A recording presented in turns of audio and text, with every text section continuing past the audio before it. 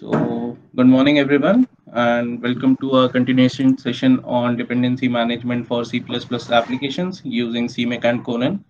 As Ankur very well said, that we had earlier done a session on CMake, and today we'll be following it up with Conan.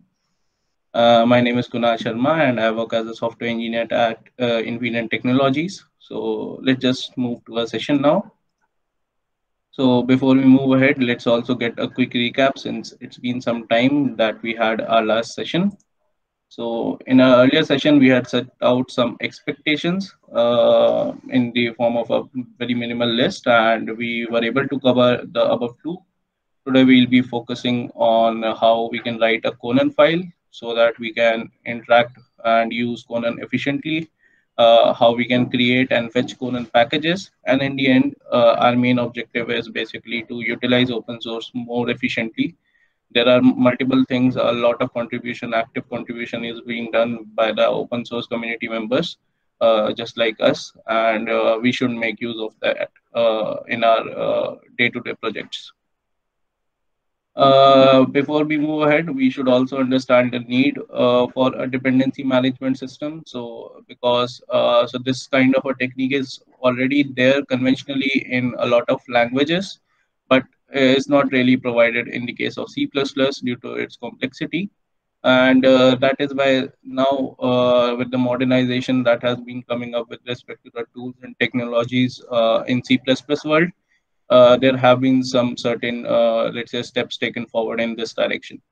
So let's try to understand the need first. That's at the moment, if we want to collaborate with team members or with, let's say, individuals of an organization want to collaborate with respect to sharing binary packages, it's not really a feasible way. I mean, you can share the packages via some crude mechanism or your some rudimentary way, but there's no good interfacing mechanism at the moment. And also, a lot of teams basically use a lot of common libraries, and they maintain and manage those C++ libraries in their own way. So this basically makes us or gives us a lack of uniformity within the organization or within the team, which we should certainly look at, because having a uniform way also promotes teamwork and collaboration. Next is, if we, let's say you have a library A built in your machine and you require it again in the future, then basically you'll have to go through the entire cycle of building it again, or maybe getting its sources again from some place, or getting the binary from some place, right? So this is basically effort duplication that you are doing again and again. And lastly, as I mentioned, that a lot of active contribution is being done in the open source community, and we certainly have some ways, or let's say we can put out some manual efforts in looking out those things. But how better it would be if we have some interface through which we can directly search out the things and have the things in our machine. So dependency management is the technique that checks out all of these issues in a very seamless fashion. So let's just answer a few quick questions. So what is dependency management? Dependency management is a technique for basically handling your dependencies in a project in a very automated fashion. What is a package manager? A package manager is a software tool that helps you configure, upgrade, remove, or install packages in a consistent manner.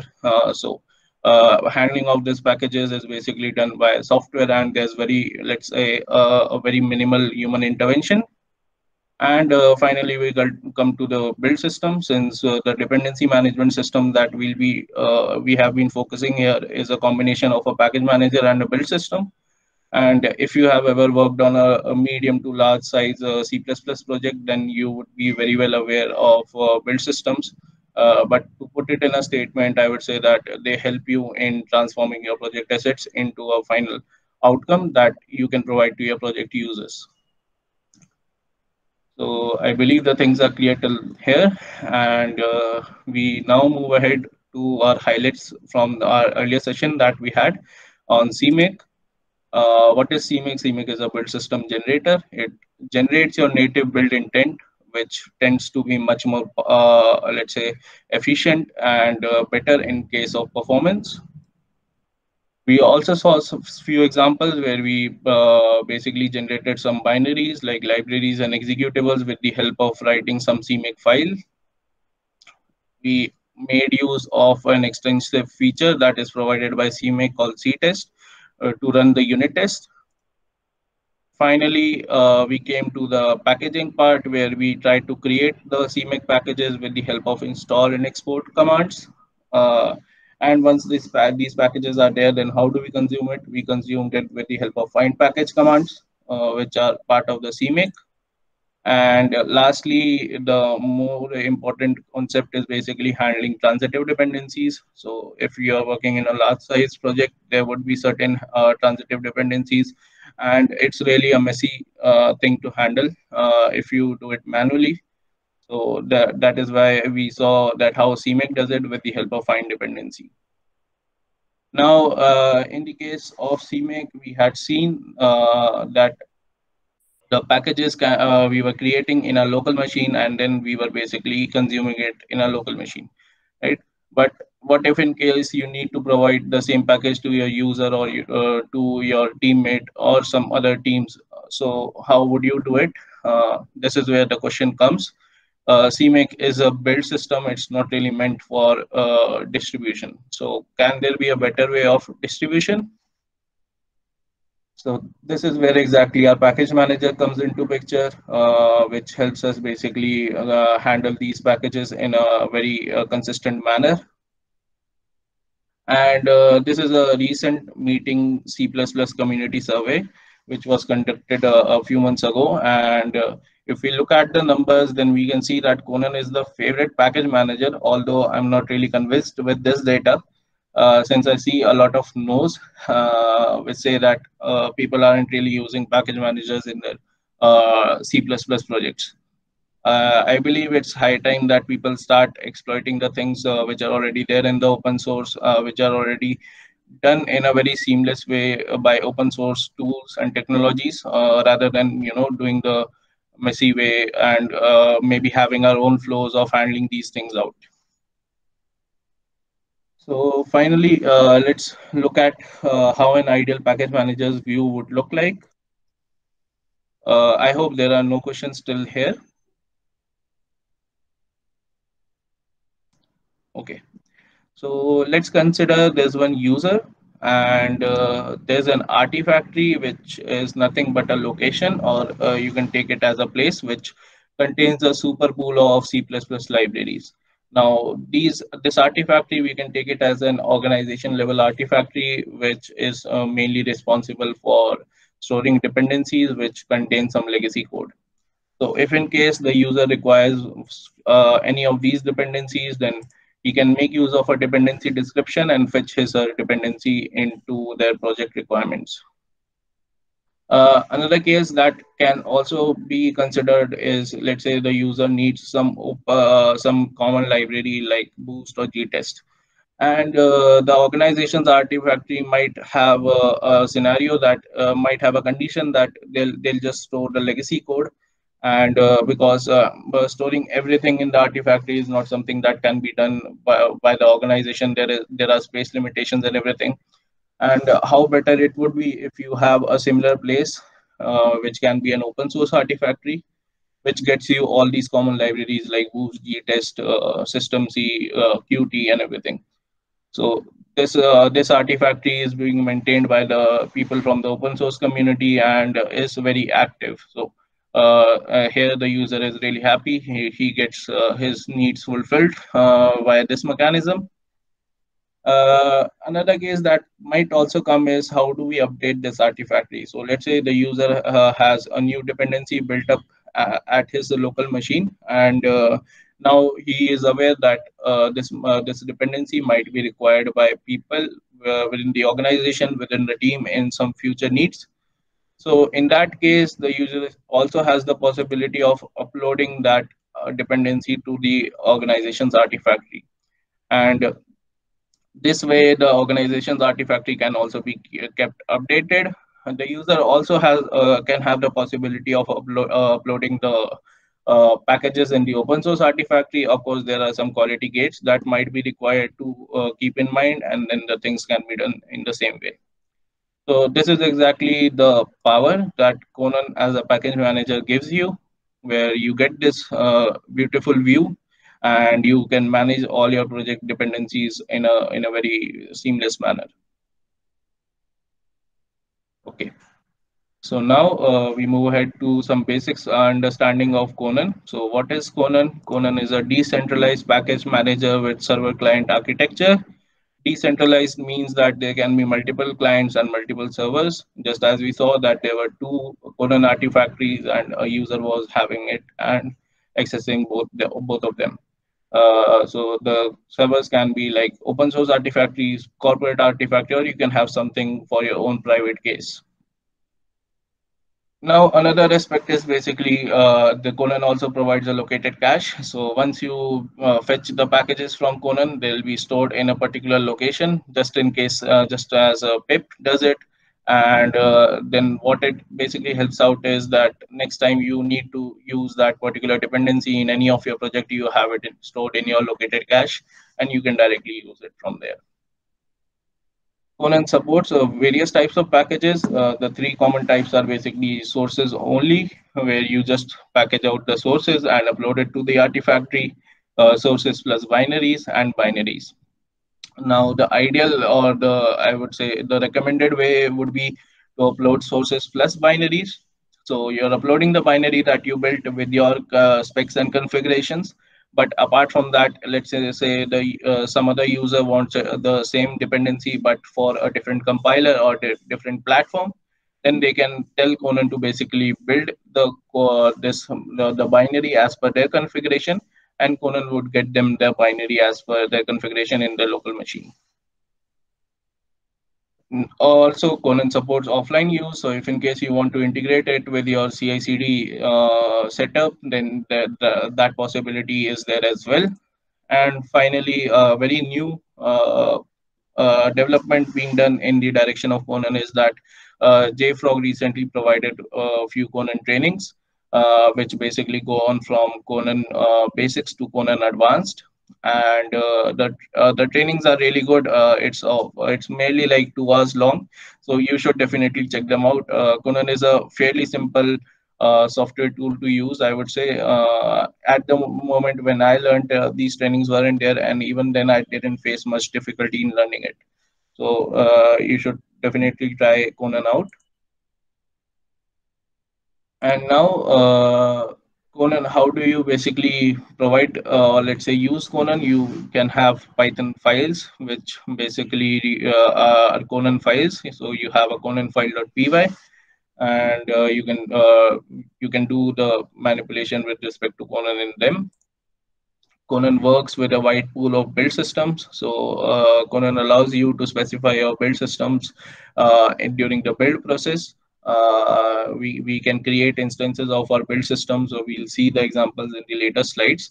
Uh, but uh, but the common build systems like SCON, CMake, AutoTool, all of them are fairly available and integrated with Conan, so you can directly use them. Conan is platform independent, and another key factor of Conan is that multiple packages with same name can exist. This is not really the case with, I would believe, that a lot of other C++ package managers, where Conan stands out very good. And how does there's no conflict with respect to the same names? It's because Conan goes into looking about your package. Along with the name, there's some files which Conan maintains as per the package that you've created, which contains the configurations of your package.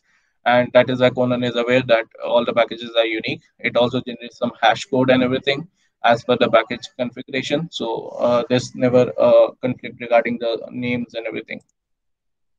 Then JFrog supports Conan Artifactory, so you can use the Conan TCP server, but it's recommended that you, instead of the TCP server, you use the JFrog Artifactories, which are very easier to use and set up. It's like a two command setup that you can do from JFrog. There are free trial versions of Conan Artifactories available as well. So for if you need to try it out, then surely you can visit JFrog Artifactory, create a Conan repository, and then you can basically try the things out. And another aspect is that it's Conan has a very great community, and a lot of contribution is being done. So one very active community within Conan is basically the pin crafters. I don't know if you have heard about them, but they are basically a community who provide built packages of open source dependencies tools, and the packages are basically updated in a very active manner. So one such example or case that I actually encountered was in the case of gtest. When gtest 1.10 was released last year, or maybe some time back, then Conan was the only library only package manager who was updated with this particular version of gtest, whereas I checked the things in VC package and other packages, so that was not the case. So it's really good that the active status of Conan is always there. Now, as we have learned that how do we use Conan, how what Conan stands for, we must also understand that how we can use this software tool. I believe there are no questions till now. All right. So how to use Conan? So Conan follows a package naming convention. This looks a bit tricky, but it's simpler to understand. You have your package name slash package version, and with the @ you provide the user and channel. So I believe the first two elements are fairly simple to understand. What we really need to look at is the user. User basically represents your username. You can have we can have something like CPP India, or your personal name, your organization name. Channel basically tells about the maturity of the package. So most of the packages that you'll see on the open source Artifactory would have the channel name as stable, since it's like a stable package. And if in case you want to have some demo or debug or testing package, then you can specify the channel name as per that. So in order to basically get these packages or maybe create these packages, you need to provide this naming information in your Conan files. Conan files are also called as recipes. There are two types of Conan files that you can have in order to interact with the Artifactory or work around with Conan. The one is the Conan file.txt and another is Conan file.py. Now Conan file.txt, you can use it if in case you just want to consume the packages from Conan and then basically work out the things with your build system.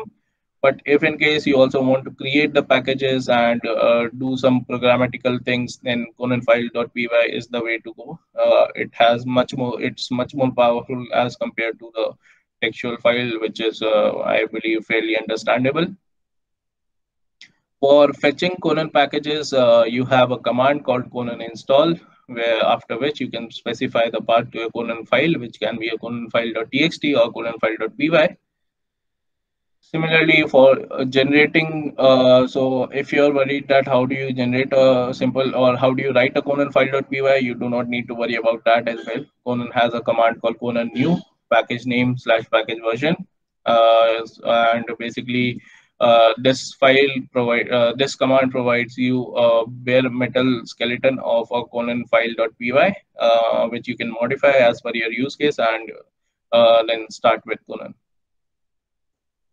Finally, also to search for a package in a remote, there's one command called Conan search.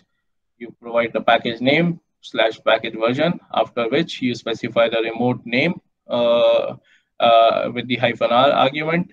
And by default, Conan comes with the open source remote configured, which is called Conan Center, which is nothing but represents our open source Artifactory.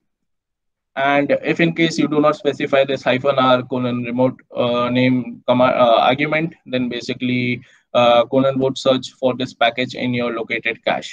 So it would go and search it out in your local machine. So let's just quickly look at, so we have talked a lot about Conan till now. Let's try to look at some of its behavior. Okay. So let me just do a Conan new, and uh, let me specify the package name as mylib, and I'll specify the version as 1.0.0. So as mentioned, Conan file has been generated. Let's just go and look at it. So this is the file, and if we look at it, then basically the name of the file and the version has been set. There's one inheritance being done from the Conan file class. And there are lots more attributes of the Conan files that are already there and present. But what we really need to look at is the URL, the settings.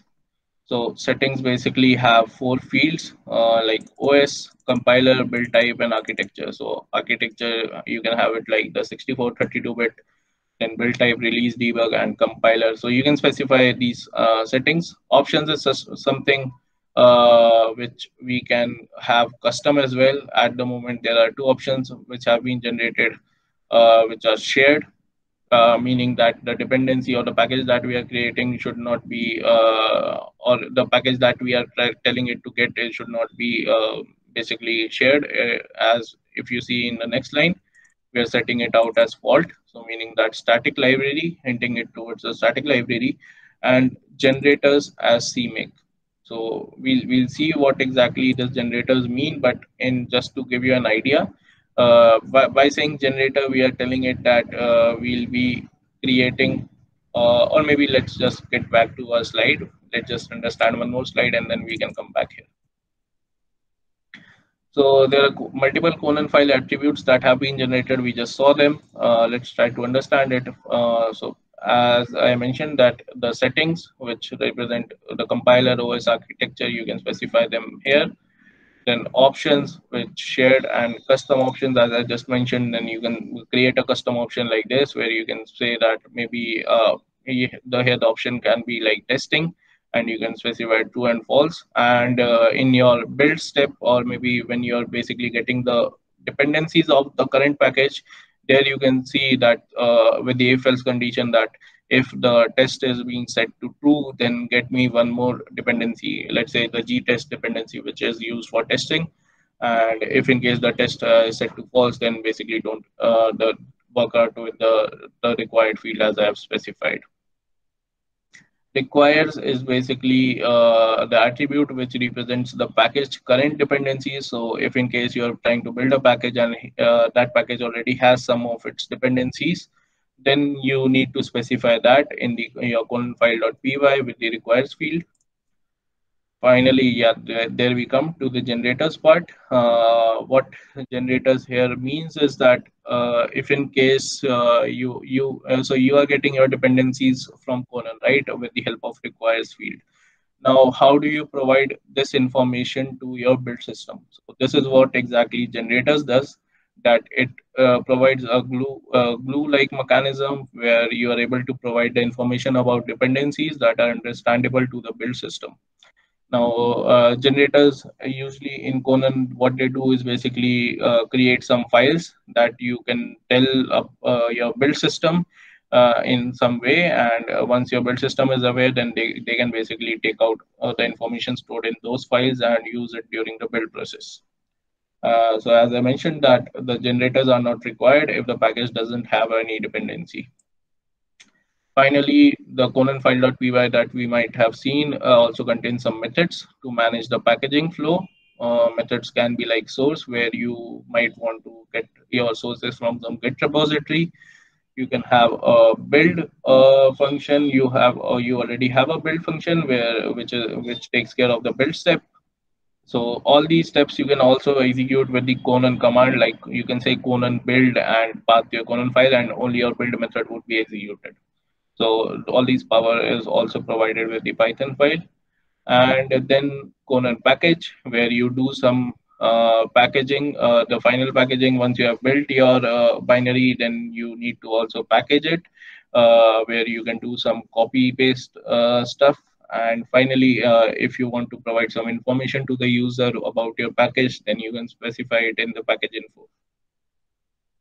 So now we can get back to our Python file, and if we go back, so here we have specified generators as CMake, since we are taking CMake as our build system. And if you see, then we have firstly some by default generated config options. What exactly Conan is doing here is it is disabling or deleting the fpic option.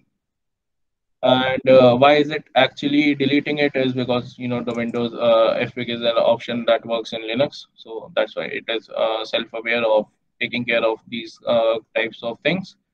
Source, here you can see we are doing some by default Conan provides you some a link to some Git repository, and it's cloning it and then basically doing some replace in some CMake file, which we don't need to worry about at the moment. In the build step, the instance of our build helper, which is CMake, is being created, and then we are saying that CMake configure. CMake.configure is basically the command that we were running if you would have joined the earlier session, where we were saying that CMake path to a CMake file and generators. So this is basically the command that is being run. If you see, and then we are specifying the source folder where our CMake list.txt file would be present. So it might be present in the hello directory, as Conan is self-aware about this example. And finally, we are saying CMake.build. What exactly does it say? You can also specify, instead of you making use of these methods, you can specify these things with the help of the self.run, where you specify cmake-build, the same command that we were running in earlier session in order to build a binary by cmake. Finally, in the packaging step, you can see that we are saying that copy my header files with some regex in the include directory of my package, copy something in the library, binary, and everything. And the keep path argument is basically saying that you keep the path relative or not. So we don't want it to keep it relative since we are already specifying the destination by ourselves. So that is why we have set it to false. In the last, the package info, here you can basically specify the information about the package that it will be created. We have just specified the name of the library that would be generated with the package, which is called hello. So that's about it with respect to the basic skeleton of the Conan file.py. Now let's get back. I believe there are no questions till now. Kunal, I have a question. We usually use yeah. many compilation flags while compiling. Mm-hmm. So where can those be specified when Conan itself is compiling? In the options somewhere? Yeah, there are. I would certainly come back to this point, Ankur, in a few more slides. Okay. Let's Yeah. proceed. Yeah. Okay, then now if you see how exactly, so firstly we'll begin with how we can consume a Conan package. Maybe you might have some condition where you would just like to get a Conan package and use it with your build system. So you're just using Conan for fetching some dependencies and not really worried about packaging the stuff. In this case, you can see I have one Conan file.txt. What exactly does it store? It says that I require the boost library. I have generators.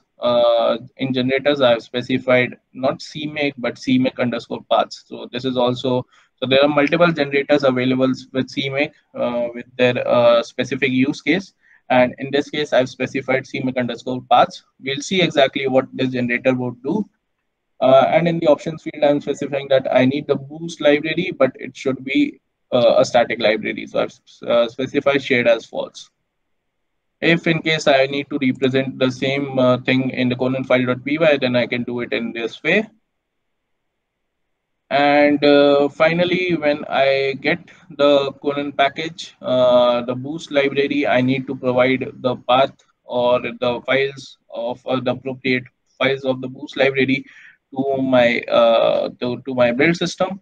And this is where I would make use of a glue mechanism, which is called CMake toolchain file. This is a CMake specific variable, and this helps you in providing information to your build system about packages fetched from Conan. So let's quickly just look at the example here. Then yeah, we go to boost demo. I already have the CMD open. Let me just go to there. Right. Let's understand what exactly this boost demo contains. So, okay, sorry.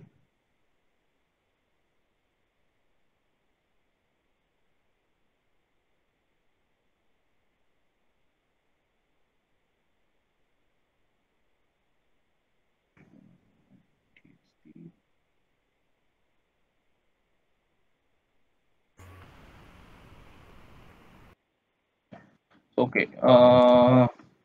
Here, if you can see, the Conan file.txt is exactly the same as we had seen in the slide. What my CMake list stores is basically I am setting that only use Boost as static library, only use static libraries of Boost when I try to find my Boost library. And how am I telling CMake to find it? With the help of find package command, since Boost is an external library. And then finally, I am saying that I need this component of Boost, which is the local, and here I am linking the local library to my main target, which contains of my main.cpp file. Now just to also highlight, then my main.cpp is actually using the local library. I'm doing some things with the local instantiation and everything. This is a simple example, but just to make you guys aware that our example wouldn't work if in case we were not able to get the boost library from Conan.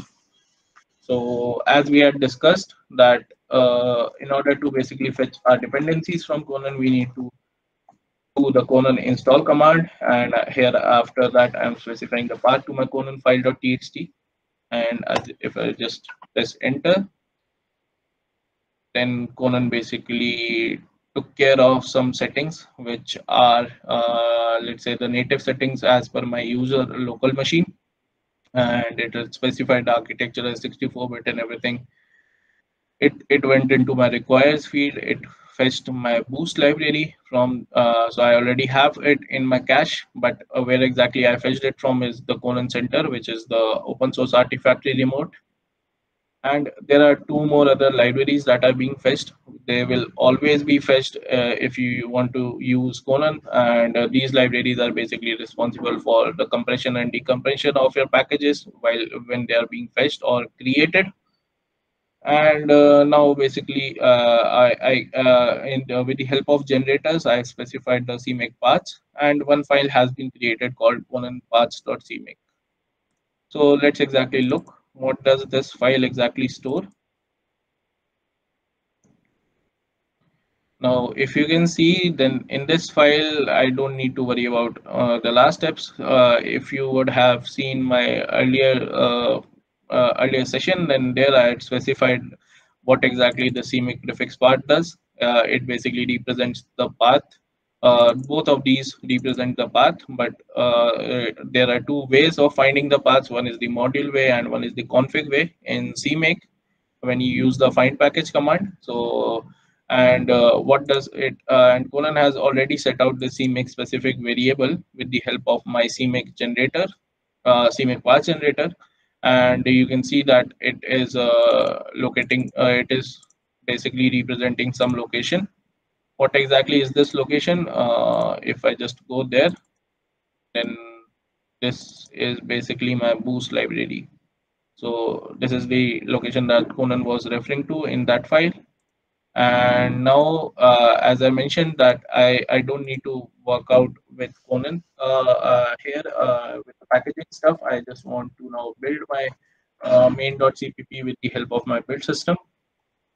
So I'll just write my CMake command with the configure option, and I've specified the generator as Visual Studio Architecture 64, since we have the Boost 64 present. And finally, I'm specifying with the toolchain file, I'm providing the Conan paths.cmake. And now if I just run this, then this is basically the CMake configure step that is being executed. And in the end, if you see that CMake was able to find my boost package, which was provided to it by Conan. Yeah.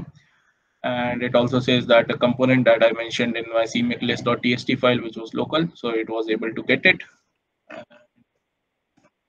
After it, I just need to specify it, the build command, so in order to build my binary, and my configuration is basically of type release, since my package is also release with respect to Boost.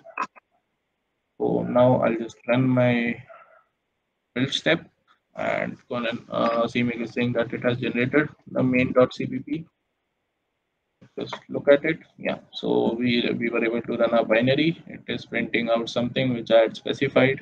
We don't need to worry about that, but yeah, we were able to get our dependency, provide it to CMake, and then consume it in a very simple way via the Artifactory. So now, as we have seen that how we can consume a package, we should also yeah. So another aspect that I wanted to highlight here is that while running the Conan install command, here the default arguments are being taken care. But what if I need the build type as debug? Then while running the Conan install command, I can specify that so the build type was part of my Conan file.py settings. Here, if you can see, build type is mentioned, and while running here, I can specify the -s command argument, which represents settings, and then I can say that build type is equals to debug, or maybe compiler version I can change. So or OS as Linux. So all these settings you can also change at the basically the at the in the command line with the help of these arguments. Now, if we just go back to our slide, so now mentioning all these configurations in a Conan file or in the command line is too much of a repetitive task. Like let's say you have to specify something for GCC, something for MSVC, something as per a different platform like OS or Linux, something with different compiler version like Visual Studio 16 or Visual Studio 15. Then basically these are too many configurations that are really not feasible to change it every time and then basically create a package. So what could be a better way is Conan profiles. Conan profiles are basically a file which specify where you can specify all the configurations like setting options, environment variables, etc. in a single file. This file has no extension, and you can now create various profiles as per your platform or compilers like GCC, Clang, MSVC. You can have 3 files. Even if you want to go deeper in this hierarchical way, then you can have the x86 of GCC, different files as per the configurations that you want to have. And next time, if in case you want to basically get the package as per these configurations, then you just specify during the Conan install command. When you say Conan install path to your Conan file, then you can also provide one argument called -pr, which represents the Conan profile, and then you specify the path to your Conan profile, basically the profile file. Also, if you were wondering that how Conan was able to get my native settings like these, then Conan creates one directory in your user directory, and here if I go, you'll see there's one folder called profiles, and Conan uses by this default profile as a default. So this is exactly the information that was getting printed there, and Conan is aware about our native configurations. If you want to change it, you can change it here. If you want to basically don't want to, if you want to change something like always get the debug package, then you can set it here. You do not need to specify -pr for something else, since the Conan is already aware and always run with the default profile if you do not specify anything else. Okay, then now we finally come to our slide of how we actually can create a Conan package and upload it to an Artifactory. So in order to create a Conan package, what you can do is you can specify Conan create path to your Conan recipe, and then you can specify the user and channel. So Conan create is the command, and here we are not specifying anything with respect to the package name or version, since already that information is already there in your Conan recipe. You need to just specify user channel, If in case you do not want to specify it, then these are optional elements of the package name. So you can avoid them as well if in case you're not really you don't really see a use case for it. Then to list your remotes about what exactly you have what exactly the artifactories you have configured in your current setup in your Conan. So you can run this command called Conan remote list. To add a new remote, basically to adding a new artifactory, you can say Conan remote add new remote. To upload a package, you can say Conan upload and package name. So once you have created your package, you can also tell Conan to upload it to some artifactory or some remote. And you can say Conan upload package name, package version at the rate user channel. And here we also need to specify the -r remote name, where exactly you want to upload your package to. Maybe I missed out here. And the hyphen all is the most important argument that I would say here. What exactly it says that whatever Conan has generated, the binaries and the CMake specific files and everything, the entire package along with the package sources would be shipped to the Conan artifactory or the remote that you specify. So if you do not specify it, then only the Conan recipes would be basically shipped to the artifactory, which is not something that you would that would be ideal. So just ensure that you specify the hyphen all command argument as well. Finally, we come to how our Conan file.py would look like if in case you want to work out with the creating a Conan package. So this is basically the fields remain the same. What exactly differs here is we have something called export sources. Here I am telling Conan to basically take my sources which are in my current directory and basically use it during the packaging step, because when you run the Conan create, Conan basically goes to your the located cache directory, and there it would create the actual package. Since the package creation is done in your located cache only, it won't be done in right away in the where you're basically running your Conan file, or where the Conan file.py is stored. So along with exporting the Conan file.py, it would ship out all these files which are required for creating the package or the binary. And then I have some custom function created here, method created here, where I'm saying that configure CMake. What exactly do I do here is yeah, and one more thing here is that in the generators, so it's not necessary that you specify just a single generator. You can specify two or multiple generators. I specified two CMake and CMake paths. So we have already seen the use case of CMake paths, which was helping us to get some paths to our dependencies, and how exactly CMake helps us, we'll also see. But if you're using the find package with the config in the config way, then you need to have the CMake paths as a generator. Since the CMake generator is the oldest one and is not aware of this config method of CMake. So this basically takes you back to the last session. If you were there, then I believe you'll be able to relate with it. And yeah, in the configure CMake, I'm just creating an instance of my build helper, which is CMake. Then I'm specifying something like CMake toolchain file. So we just saw that earlier what I was doing or how I was providing this information was with the command line with the -d, where I was setting the CMake variable to some file name. Here I'm doing it inside my Conan file only. So I'm doing it with the help of definitions. Then I say that run my configure command and return this instance. Then I as you can see, there's no source method. You can delete them. You do if you do not want to use them. So then I directly go inside my build step. And also why we don't need the source methods is because I have all my things on my project sources inside my local machine only. So that is the reason, and that is why I'm exporting them to the co-located cache. Then go inside the build step. I run the first method and call the first method, because Conan is not directly aware of this configure CMake. Conan would go to the build step directly, since the source method is not there, which is the initial step. Then I basically tell Conan to build it and also install my package.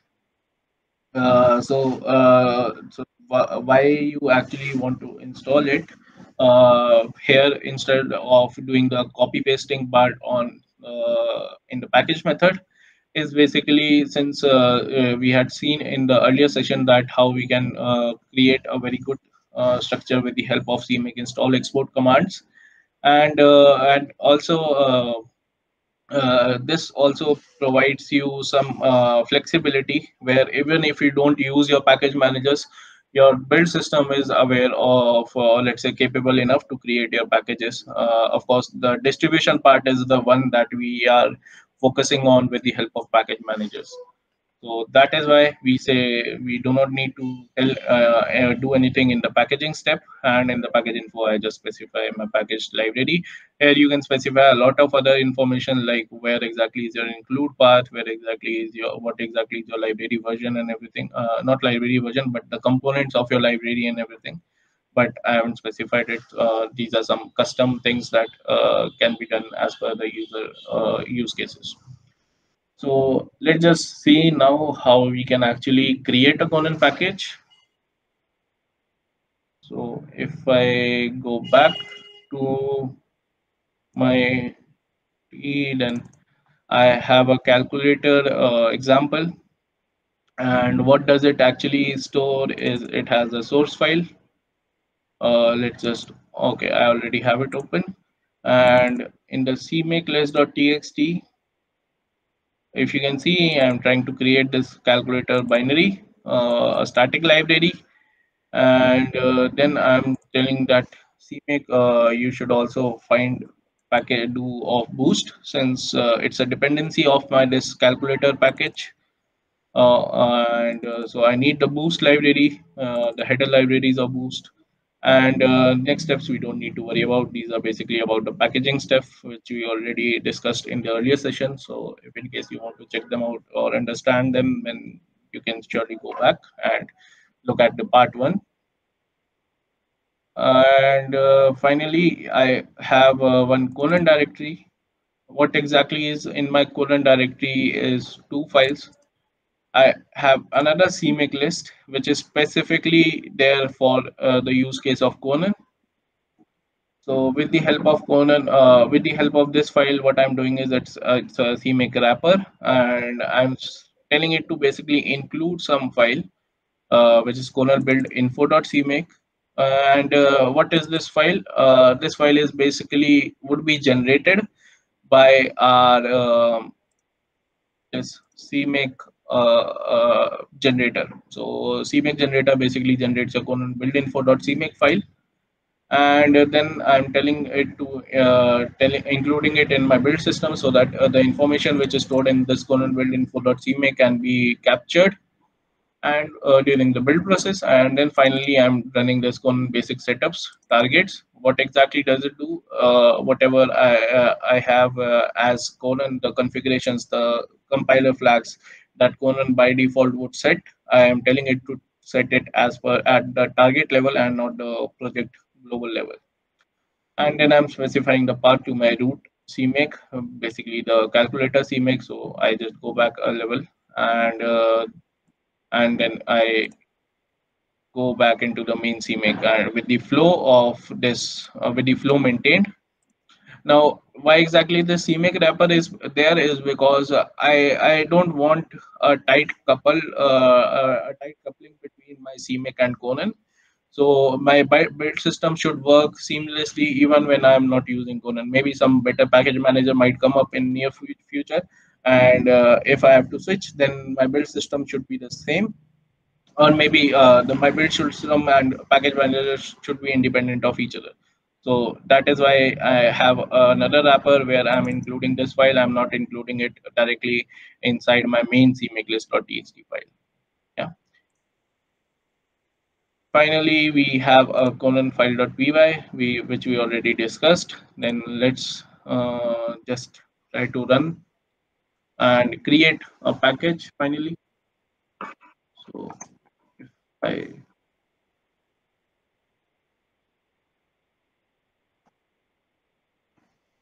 So here, if you can recall, then for creating a package, I was specifying something like Conan create dot uh, package username, which we can take it as CPP India slash demo as the majority of the package, which is the channel name, and I'll just run it. Now in the initial step, Conan. Okay, let's have it run, complete its run. At the moment, it is basically calling out my build.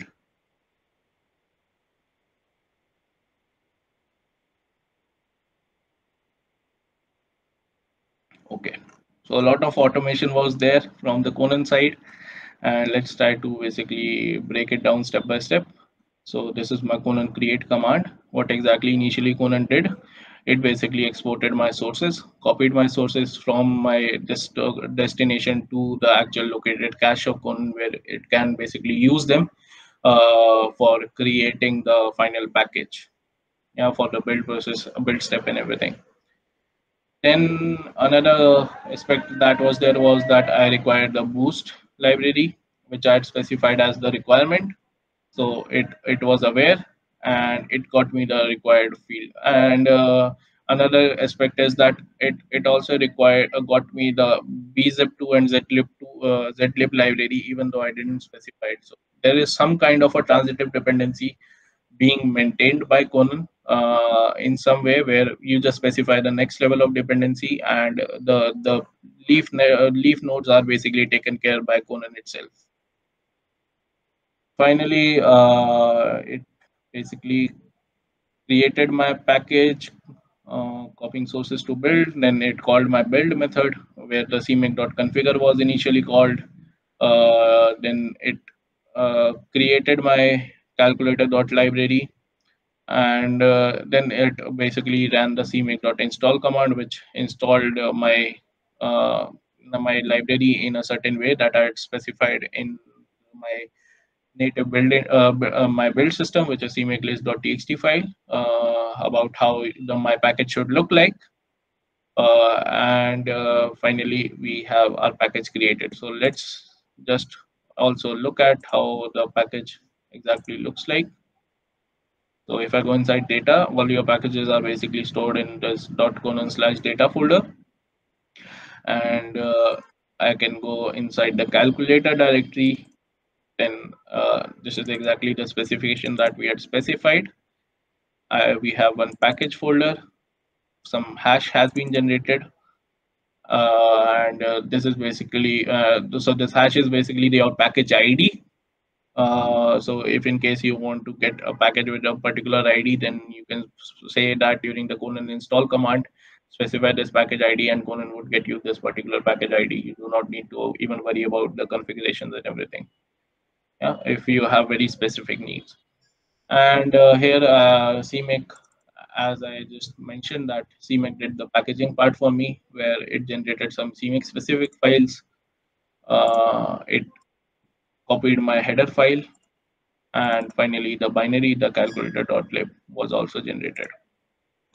Conan also generated some additional files, which help Conan to basically identify the package, which store information about the package.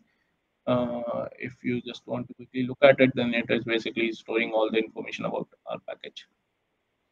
Now let's just finally upload the package. We say Conan upload, and then package name, which is calculator. Copy it from here.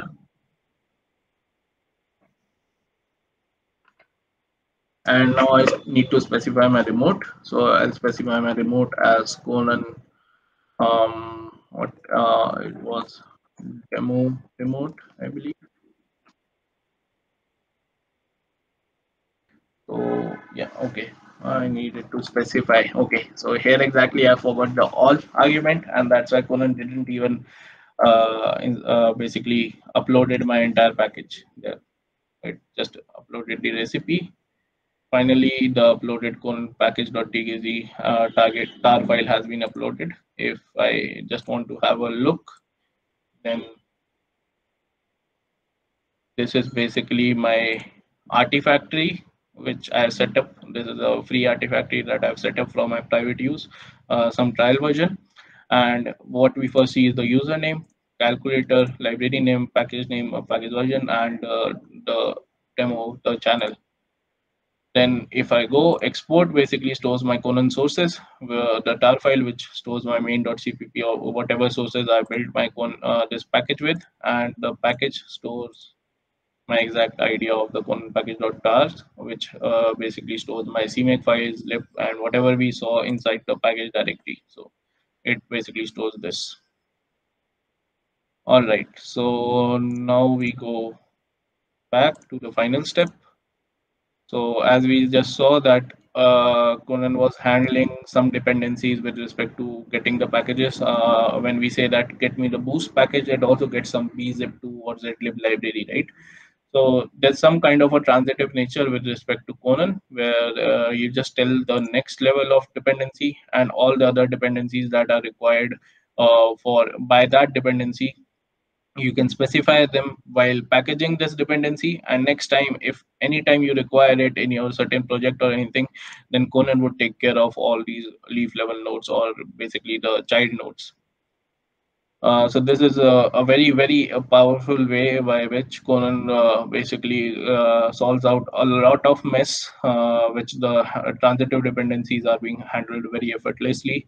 You just say that I require mylib, and there might be 10 other libraries which might be a dependency of this mylib, but you do not need to worry about it. Conan would take care of it. Final picture is basically that we had some issues. We saw that how Conan and CMake as a dependency management are solving these issues. And the motto of this session would be that build once and use anywhere. So you build it once, you upload it in your Artifactory, you make it available within your team, within your organization, and anyone who wants to use it can do it. If you want to contribute, you build it once and provide it to the Artifactory again. Yeah, so this is basically the way. And there are a few references that you can check out. You can also connect with me on LinkedIn. Thank you for the session. I would also like to just quickly come at the question that Ankur has raised.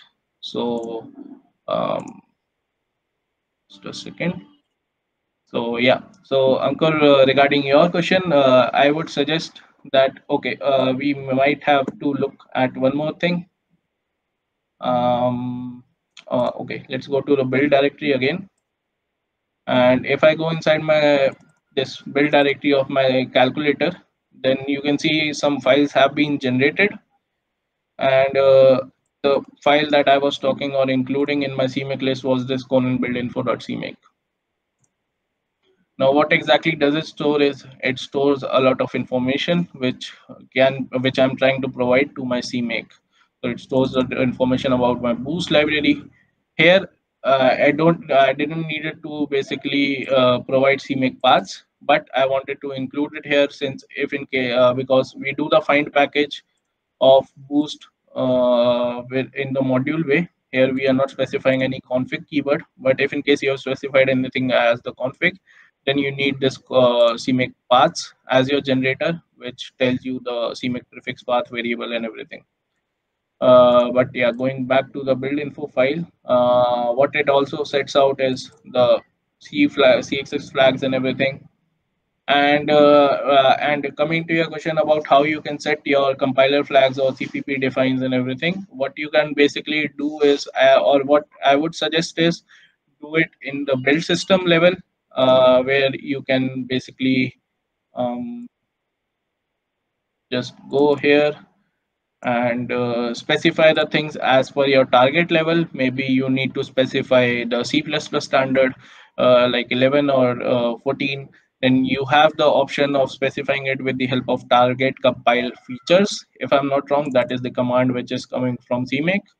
And you specify the things with the and there you can specify the things with respect to a target, basically calculator, or maybe you have some preprocessor directives, so you can specify them as well with the help of target compile features or target compile definitions. There are multiple ways in which you can tell it, but what I would actually recommend is do it via the build system, and not by Conan, since it's actually the package manager, and this kind of an information I believe would be better to provide it at the build level only, so that even if you want to use the package manager in some instance, then also you can provide this information with or use this information directly from your build system.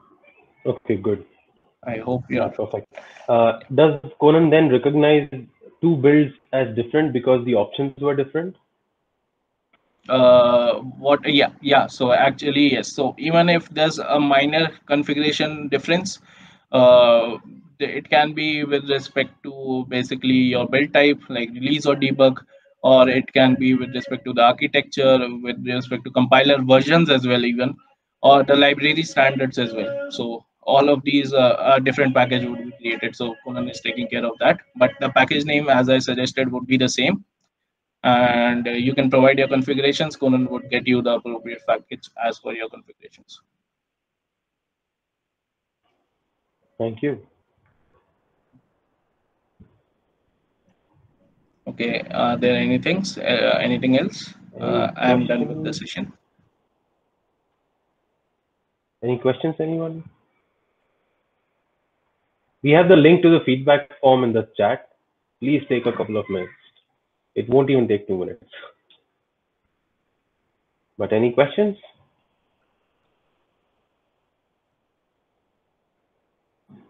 I have one question, Kunal. Yeah. How does the C++20 modules impact any of this?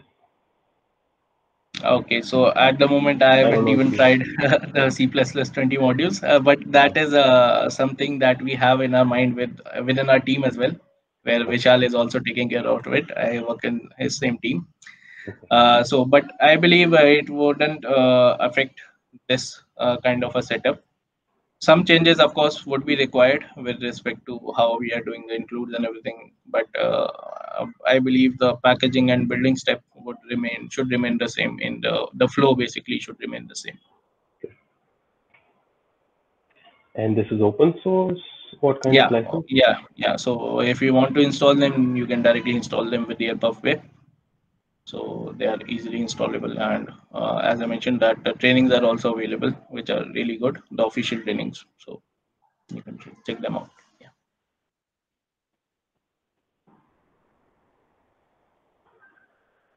Any questions, anyone? Am I audible? So the Yes, repository, that binary repository that you were showing, so is that also free? Yes, exactly. Okay, so the Artifactory that I have at the moment is a trial version. Of course, if you want to use JFrog, then you'll have to your organization would need to pay out some cash in order to get the subscription. But the open source Artifactory is free of cost, which you can use in your projects directly, since it is enabled via Conan, and Conan is an open source tool. So the open source Artifactory is free to use, but if in case you want to have your personal repository or at your organization level, then you need to get a subscription from JFrog.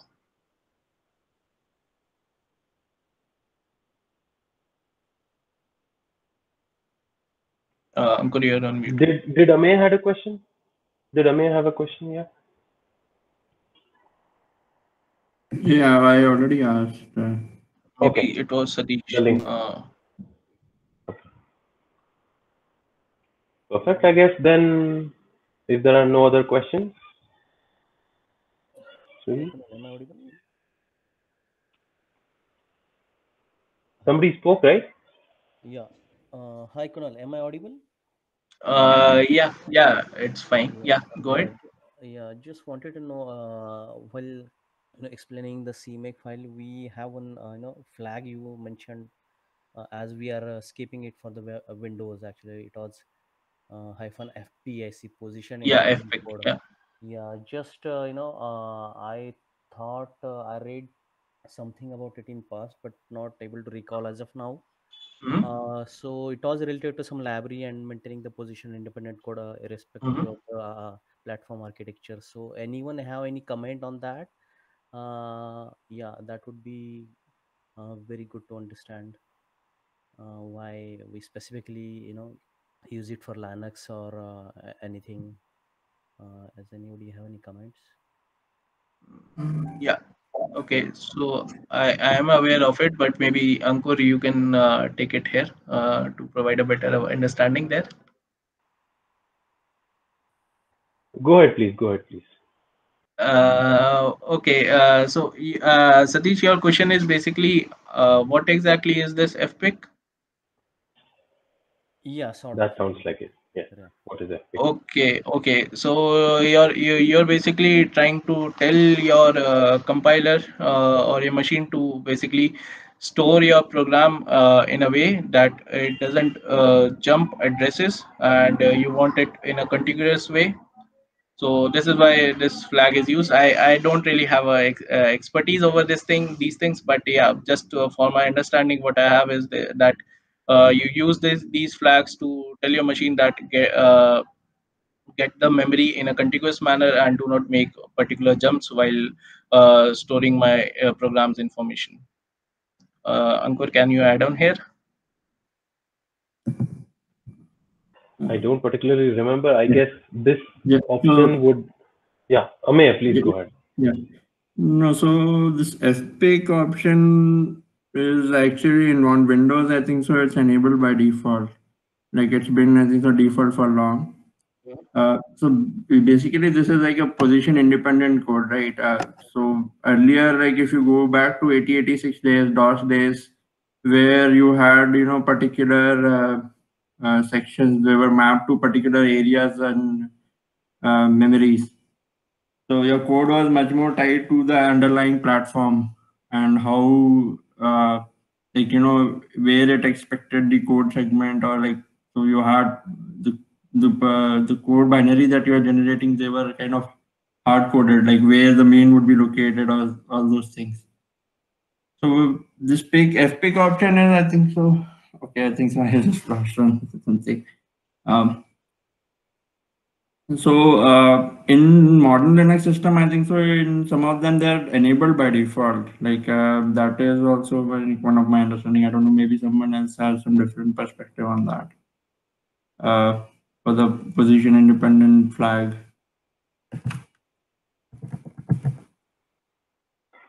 And my understanding, it is needed when you build shared libraries, DLLs or SO files. Yeah, that is there, but I think so. Even that is getting as far as my understanding is that even that FPI is there, that position independent executable FPI is also there. So like to mitigate the the meltdown and Spectre kind of vulnerabilities, they were also like these options also helps in those things. So.